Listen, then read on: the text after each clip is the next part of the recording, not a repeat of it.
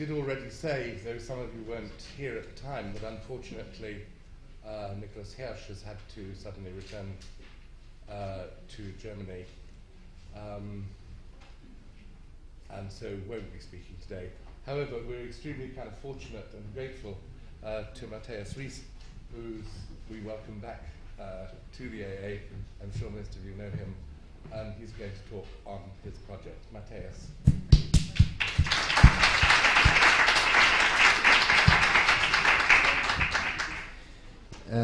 What I would like to discuss with you today is a project that goes back to a competition in 1993.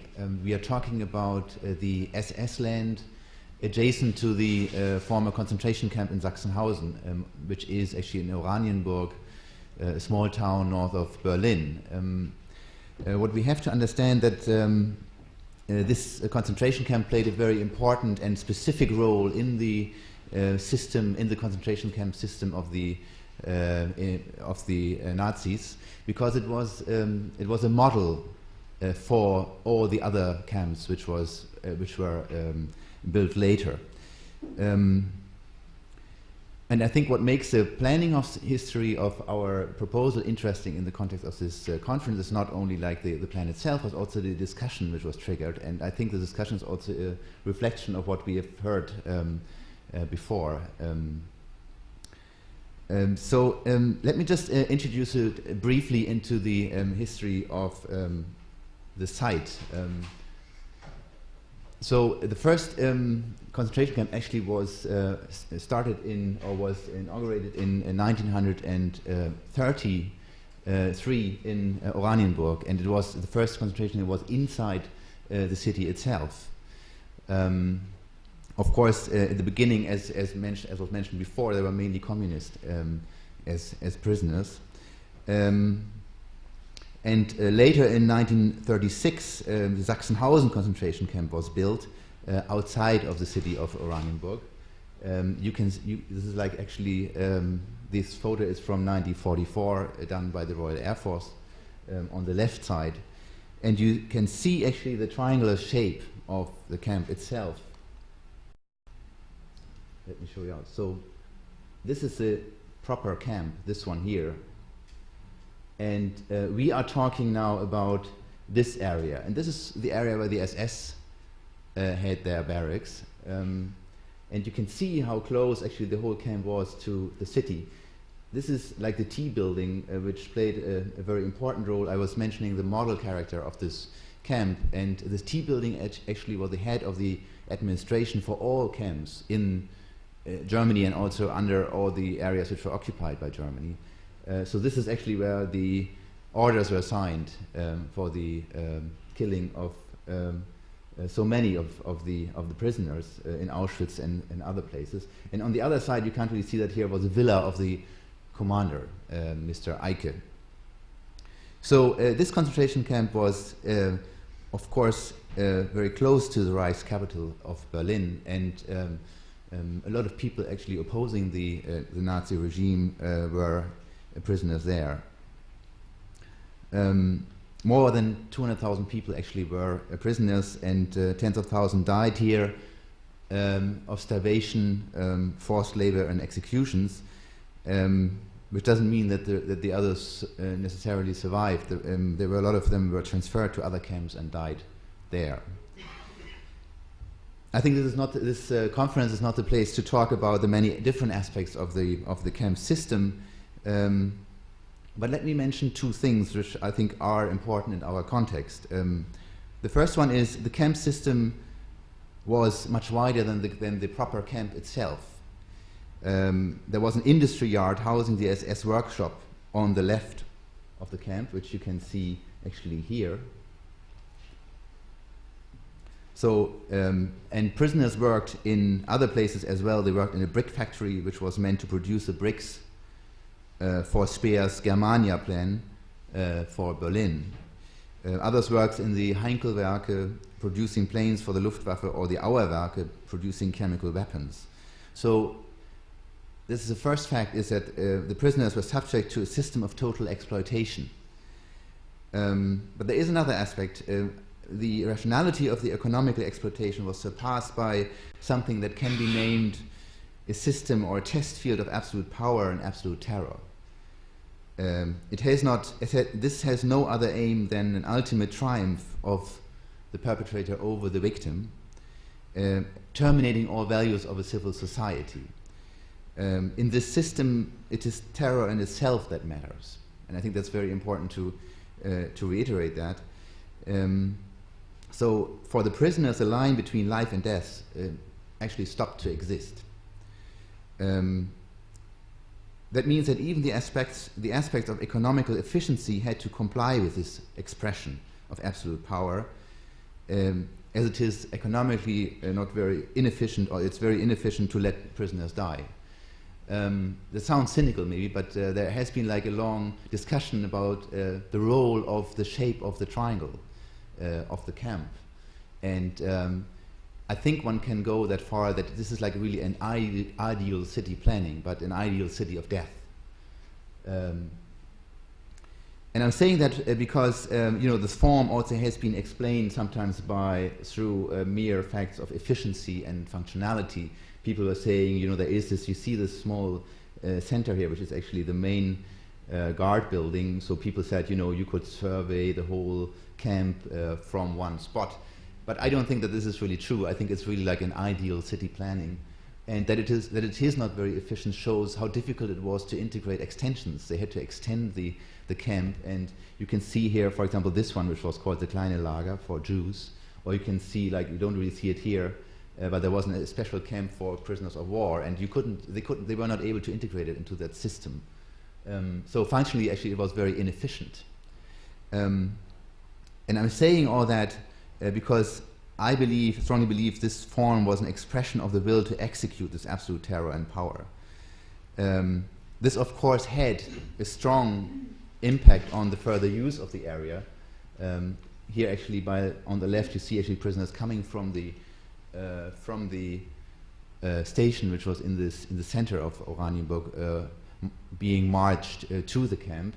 And on the right side, you see actually this is like from an information leaflet from the Memorial Administration. So you see only some of those barracks actually are still there. This is actually the main center which I showed you before. And interesting enough, the SS land is not on the plan, which reflects actually what we heard before from Astrid, that in the DDR times, the idea was that the lager itself was actually the site for memory, and everything else didn't matter. So they didn't really look at the much wider system of exploitation and terror. So the whole area actually was used after the liberation of the camp, only like half a year later, by the NKVD, which is actually the secret police of the former Soviet Union. And between 45 and 60,000 people were imprisoned there, and 12,000 people died again from malnutrition and disease. And after that, another layer came over that. This was the Nationale Volksarmee, the army of the GDR, occupied the area of the SS land with what they called, what you call in military terms, a Motorschützenregiment, which is an armored a unit with armored vehicles. And this very unit actually was instrumental to build the Berlin Wall in '61. And when I went to the site the first time, they had like heroic pictures of their work on the wall in August 1961. So we are forced with a continuous layer of terror actually on the site. I just want to show you like some images actually of how the site looks like now. You see actually again this is like this photo from the Royal Air Force, and then on the right you see actually the structure how it is today. So you see the camp itself, the memorial site proper itself. This actually is very interesting because this was where the headquarter of the administrative headquarter for the camp was, and the DDR. The DRD administration changed it into some kind of a park. There was, of course, a totally different idea of commemorating the past, because they had the idea that you have to go through a filter. You have to ease your mind by walking through a park. I'll show you the park in a minute. So they changed it in a beautiful little garden. So you leave the city, you walk through the park, and then you go into the into the exhibition or into what was left from the camp. And this is what we are talking about. This is like the former SS land. You see very clearly the T building. You see actually this whole area, which is now occupied by the police. You see the two main entrances. You see what the prisoners actually called the Grüne Ungeheuer, the green monster, which was actually the casino for the SS. You see like some surviving buildings, and we didn't show actually the buildings which were built by the National Army, People's Army of the DDR on this plan. So I just show you very briefly. So on the right you see actually this park where you go through, and on the left this is like the main entrance buildings, which are actually now used by the police. And funnily enough, nobody saw this as being a problem. I mean, only the police thought that they didn't like to guard themselves. They had like a civil, like a security.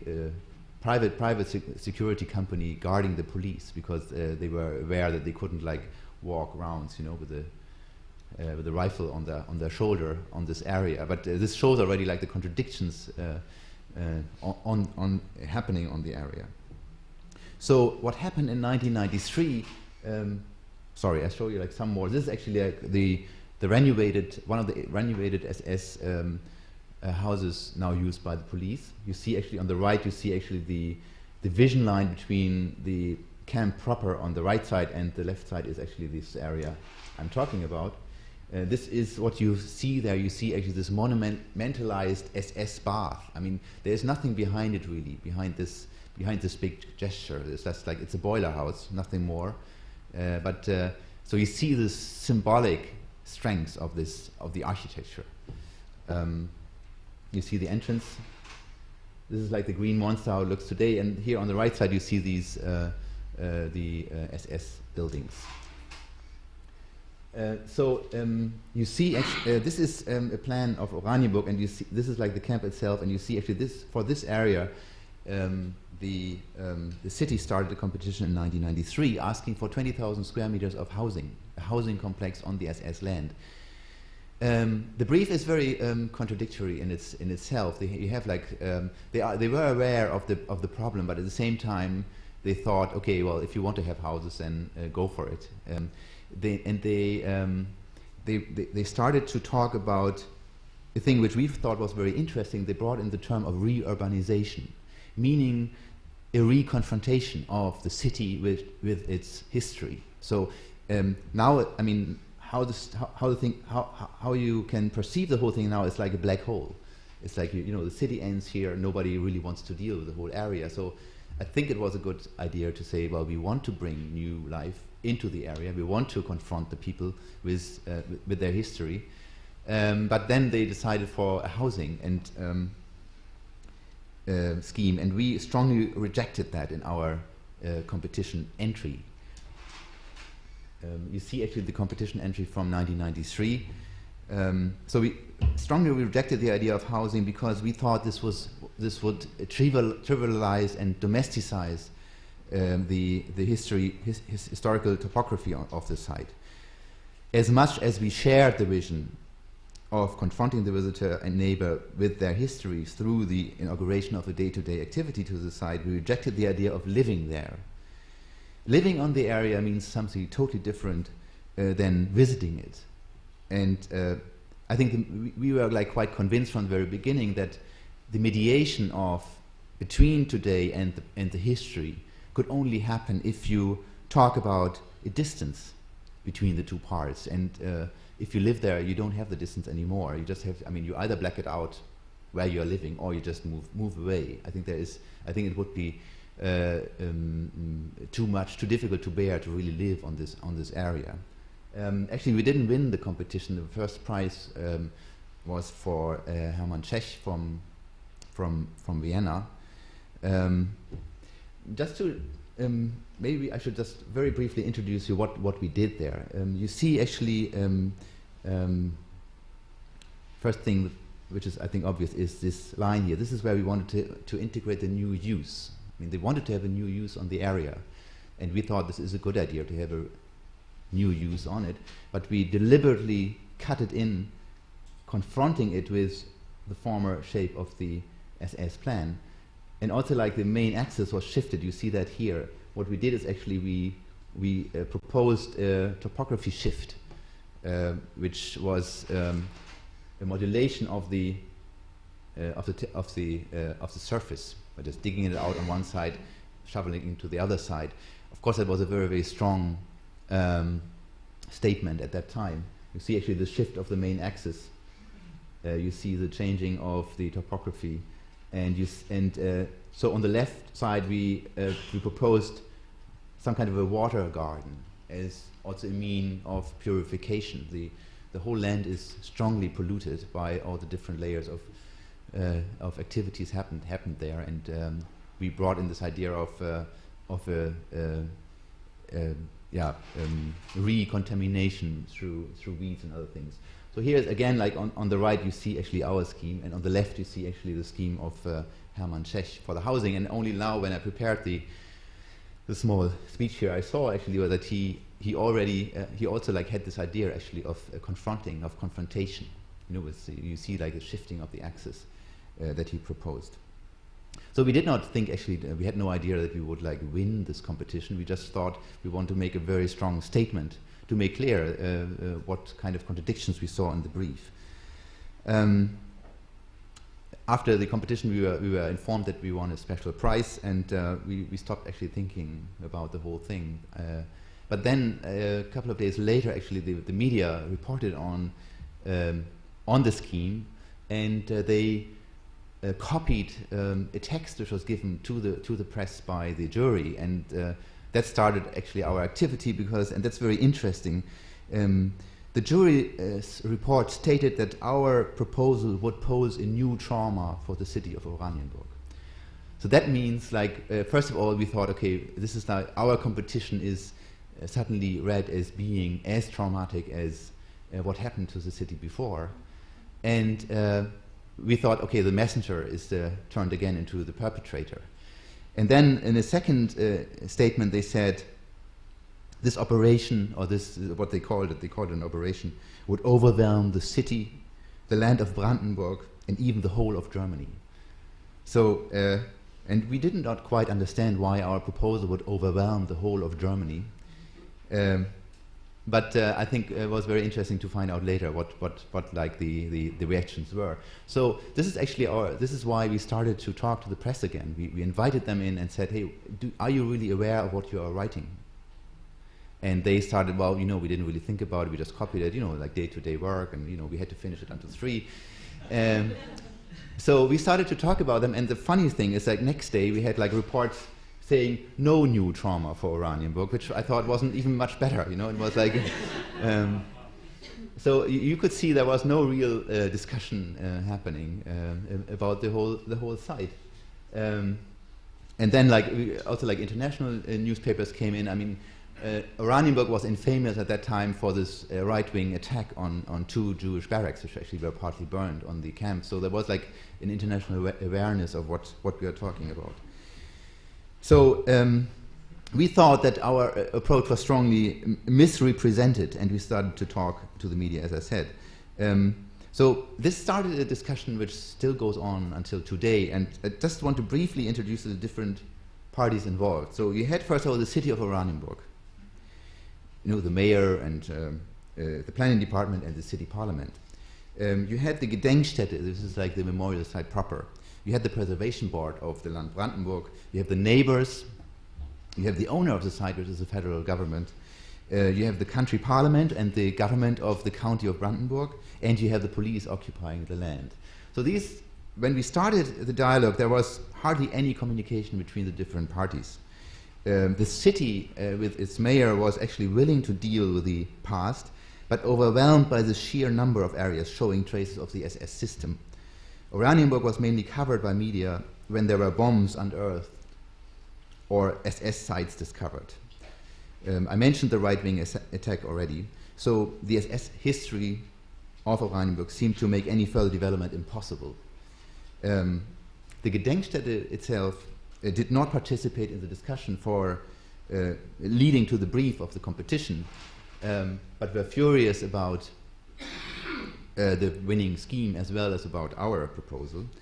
the owner of the site, which was like the federal government, or the representatives of the federal government, did not even know that they had a problem there. And the police, as I said before, was occupying the area, using the old SS entrance pavilion as a main access to their area. So from the very early reactions, we started to become aware that people were misreading our proposal. But at the same time, as I said before, it was meant to trigger a strong reaction at that stage. It was read as a monument. It was read as a deformation in the name of deconstructivism. It was read as an attempt of a singular act of salvation.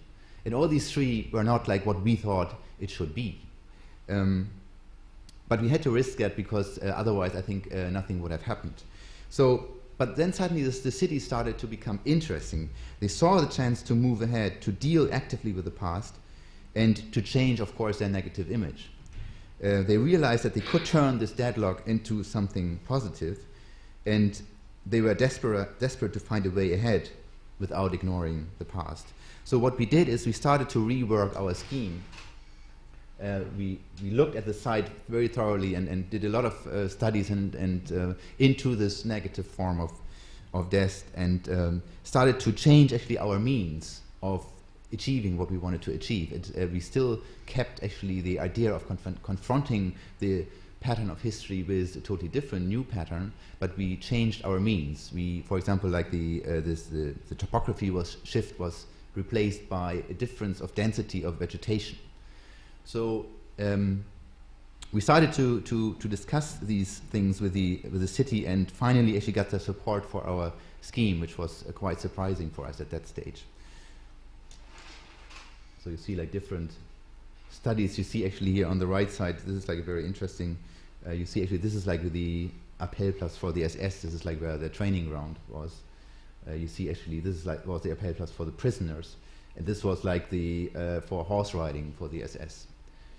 So this already I think tells part of the story. And you see actually here, this is actually what we proposed also, new accessibilities to the site through little bridges or pathways cutting through the area. I show that knowing that these were not like, I mean, they were not like meant to be publicized. They were like only like for the discussion within the city administration. You see like there we had we thought about like 2 incisions into the old system on the right side. On the left, at that stage actually we still believed, and that's I think a general point, is to let everything which was there slowly decay, which was also like this aspect of purification, as I said before. So and after that we started to talk to the Gedenkstätte, which is actually the administration of the camp itself. And as I said, they were strongly opposing, but when we started to talk to them, we got aware that their main problem was the deliberate decay of the existing SS buildings on the site. To understand this, one has to know there is not a singular surviving original on the camp itself. So they were all like rebuilt in the 60s and 70s. But of course the underlying question is the role of the original, you know, in the mediation of the past. And I think this is like a very general question which we should also discuss maybe later. Again, I think like an original in itself doesn't exist because it's always part of a process of changing. You know, like it might decay, or you might restore it, or you might like bring new use to it. So we have to realize that the original object never survives as time passes. Under this aspect, actually the difference between the original and a representation of the original or of any other seems to diminish. So the head of the Gedenkstätte, Dr. Morsch, was strongly arguing that only the original would be able to tell the story objectively. He said you have archives, survivors, and objects. As the number of survivors is declining every year, the role of the object becomes more important. This was his main point, and we started to really think about whether there is a certain truth in that. So a very negative maybe example of what he meant was actually the T building, which you see on the left-hand side. So this was like the head of the administration of all the concentration camps. This is now housing a local tax office, and there's nothing which really represents the history of this original. So but we started to become aware that the question of having an original or not is not the main question. The main question is what do you do with them? And actually Dr. Morsch agreed that he said he thought this is like a very bad example of what you can do. Funnily enough, they even restored the SS plan for the garden in front of it. In the meantime, the Preservation Board, which had been alarmed by the Gedenkstätte, challenged to put the whole site under their strict rules. The remaining buildings had paradoxically survived, as I said before, through the continuous use since 1945. For the board, the problem was merely a task of preservation, without any further idea of mediation or education or even contrast. They stated that the SS buildings had to be treated like any other style. Other questions involved were not of their interest. And that also, and they said to us in a meeting that any new building should follow the overall spatial pattern, which paradoxically would mean to complete the SS plan with a new building. And they didn't really have any problem with that.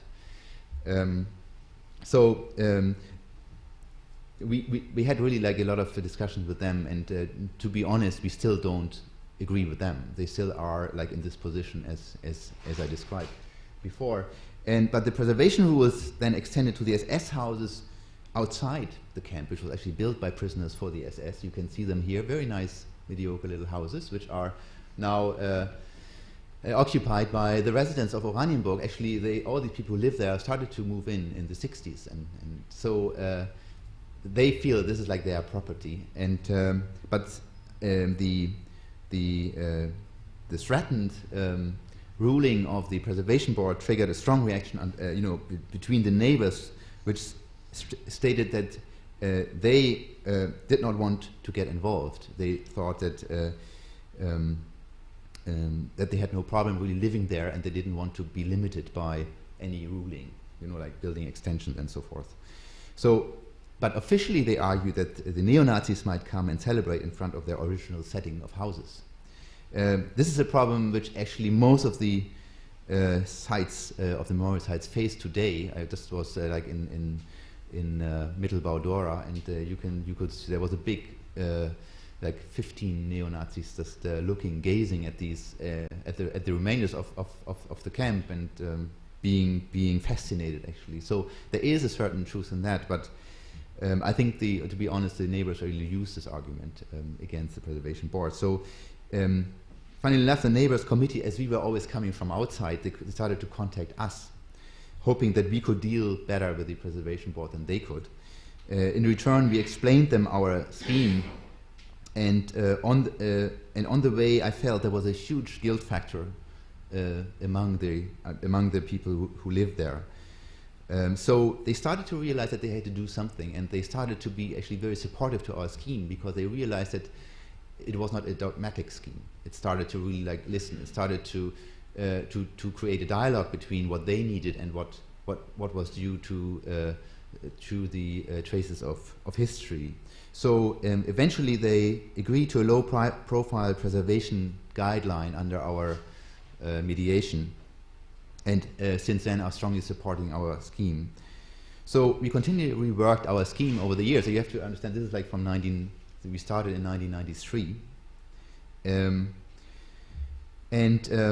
I think we did not abandon our main objectives, which actually is still the contrasting between the traces of the history and the today's necessities in order to enable a dialogue, to bring people to the site with day-to-day use, confronting them maybe through pure coincidence. I mean, there are a lot of people who would not go to the Gedenkstätte because they think it's not part of their problem. So the idea was actually to leave certain traces and just let them find them themselves, without having a strong pedagogical marking, what they should learn with that. So let me show the latest development. Actually, Jennifer Singer, who's also here, was involved in part of that. We had a lot of AA students, by the way, working on the project over the years. So this is now where we are, more or less. So you still see the Hope Incision, what we called it. You see actually a that the SS houses which are still there will stay. We are taking down all the houses which were built by the army afterwards, after 45, and you still see actually the shift of the main axis. You can see here, like the Hope Incision, you see the paths going, allowing a new access to the site from different corners of the area, and you see also that these paths actually are like archaeological cut lines, section lines, going into the depth, finding foundations here.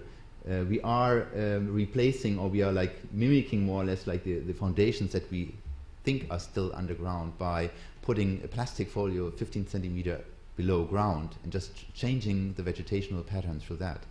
You can see actually this is the center training ground of the SS, which will be just only like plowed every 2 years, and also like form a different vegetational pattern. And you see like these two gardens here, which bring actually a new element into the site.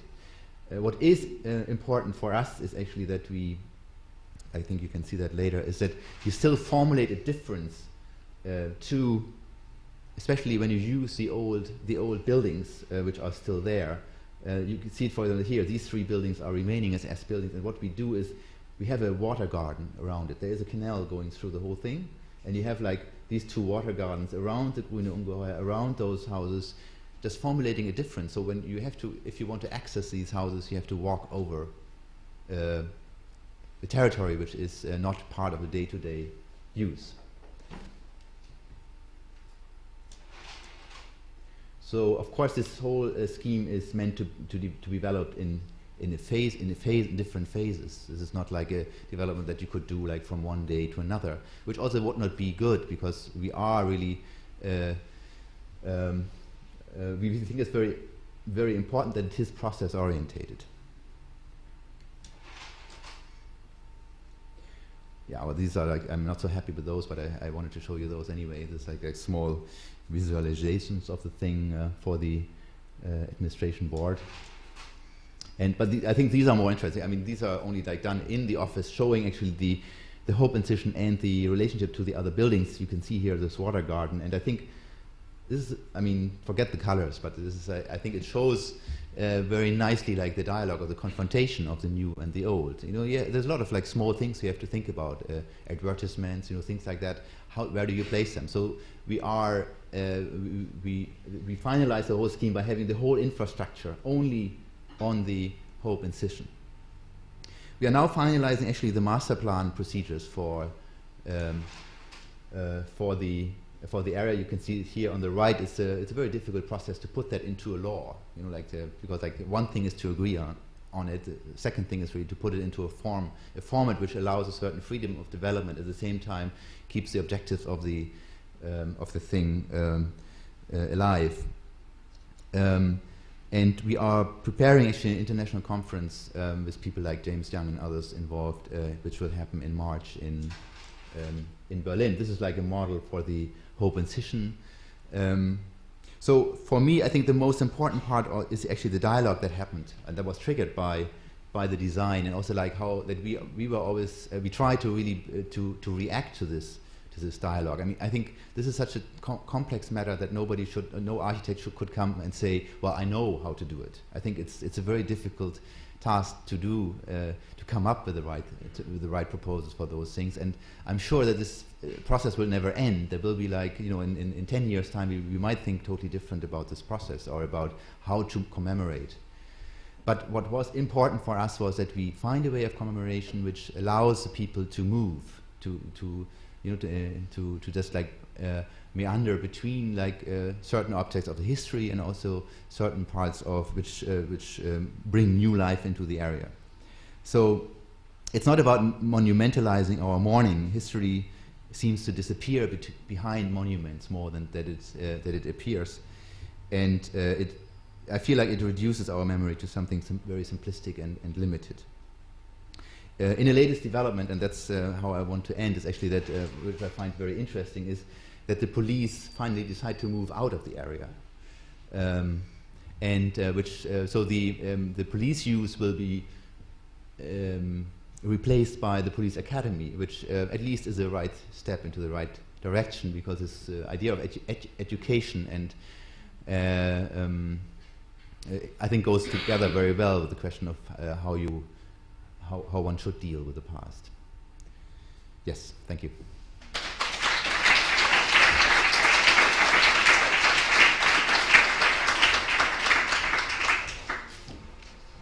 Okay, could we take some questions? That's all right. Yeah. Sorry. Could you say something more about the hope string, what that's going to be like, and what the Oh, the hope incision? Sorry, the hope string. You were talking about the hope string, and what is that going to be Yeah, it's a like? hope incision. We call it the hope incision. I mean, there was a very emblematic name for it. But the idea is really you can allow a broad possibilities of use. You know, I mean, you would not maybe have a dry cleaner there. It is not being defined right now. No, it's just like a general, this is like a Gewerbe, incision, which is could be like offices, could be educational facilities. Of course, we would like to have some things rather than others, but at the same time, you have to. We are not talking about the lager itself. We are talking about the SS land, and the idea is to really bring a lot of different uses to the area, by which really people could use in Oranienburg. And the market is not there. We have to admit that. So the conference that we are having in March is also to find investors and getting people interested in investing money there.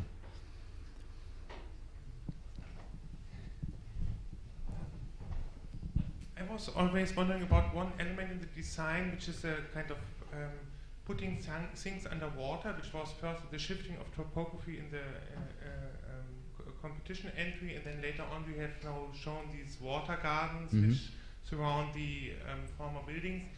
And I'm wondering if this not kind of gives a romanticization of these old Nazi structures, as I have a little bit weird feeling about it. Well, I think you're pointing out a very good question, how far do you go with... these water gardens and also the gardens that I showed are not part of the old structure.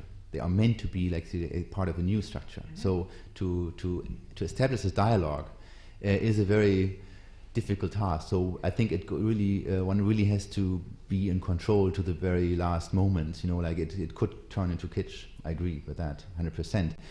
But I think this operation with the topography shift. First of all, there was you wouldn't be able to finance it, but that's not the point. I think the gesture was too strong, and this is what we learned in the discussion of the project, that the more fine-tuned your means are, the better the discussion starts to evolve. When you do these big gestures, they just finish the discussion.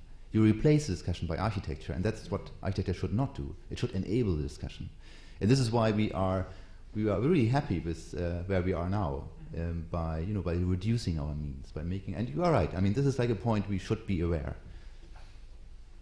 And perhaps it continues really. I think in German you differentiate between Denkmal and Mahnmal, and I would think that a Denkmal is capable of celebrating something. A Mahnmal is a warning against something. And I suppose in this case we're dealing with a Mahnmal. But I wonder if there's anything in your methodology which would distinguish between dealing with a site where effectively you're trying to remember something to be celebrated rather than something to be warned against, as it were. Yeah, well, I would not see our entry in either of those categories. I think it's either. It's definitely not a Denkmal. And I would not even say it is a Mahnmal. It talks really about the process of confrontation with the past. So I agree. The objectives of the Mahnmals might be there, but it's not the form of the Mahnmal. So what is a Mahnmal about? It's about a dialogue that you start with your past, with the history of the past, in a special, of course, always in a special time frame. And as I said, we might think about it in 10 years totally different. But now, under these conditions, that seemed for us the only way to move ahead, because the thing is there's a very delicate balance of between the desires of the people to really tackle their history. At the same time, they very easily feel overwhelmed by it. Like this is like you have, I don't know, 30 or 40% of the people in Oranienburg, they never went to the lager. They don't go in there. They just, and I think it has a lot to do with guilt. It has also a lot to do with what we heard before, that under the DDR times, you know, like the people were so sure that they were on the right side of history, so they were not dealing with that at all. And Yeah, they had to go anyway. I mean, they literally went there every year. So, I mean, most of these people have seen those sites a couple of times, but not after. Well, I mean, like they had to go. Yes, you are right. They had to go there. But that's a good point. You know, they had to go there. They had to go there with a school or whatever. But that was the only time they ever went there. So they would never go there again. I mean, I talked to all these neighbors, for example, and they don't go there. They just said, you know, this is not. Okay, well, we are, you know, like my father was, you know, things like that. So, and I think this is what we try to do. We try to really reflect this fine balance between what you can achieve and how far people are following you too.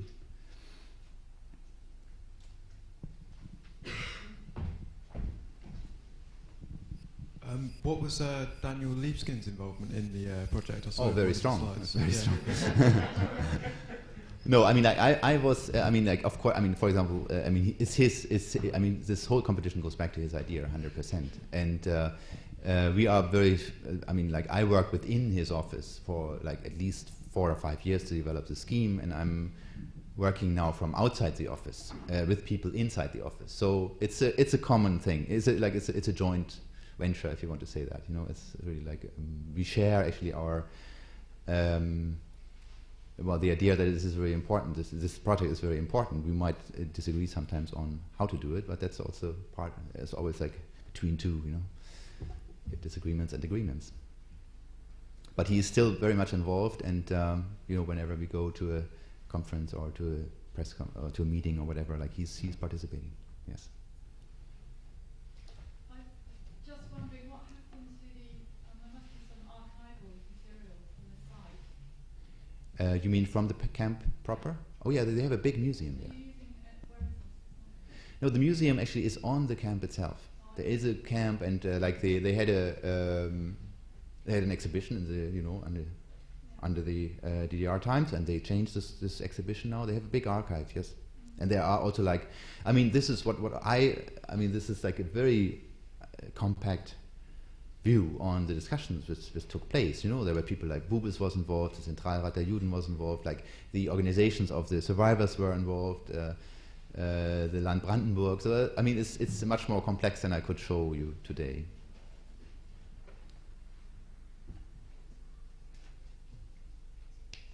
Okay, I think we ought to kind of break there because we've been kind of running late. If it's not, I think if we could kind of restrict the lunch break to say half an hour, and is it meet back at 1:45? Is that right? Yes. Yes. Yeah, 20 to do. If we meet back here at 1:45, I'd like to thank Matthias very much.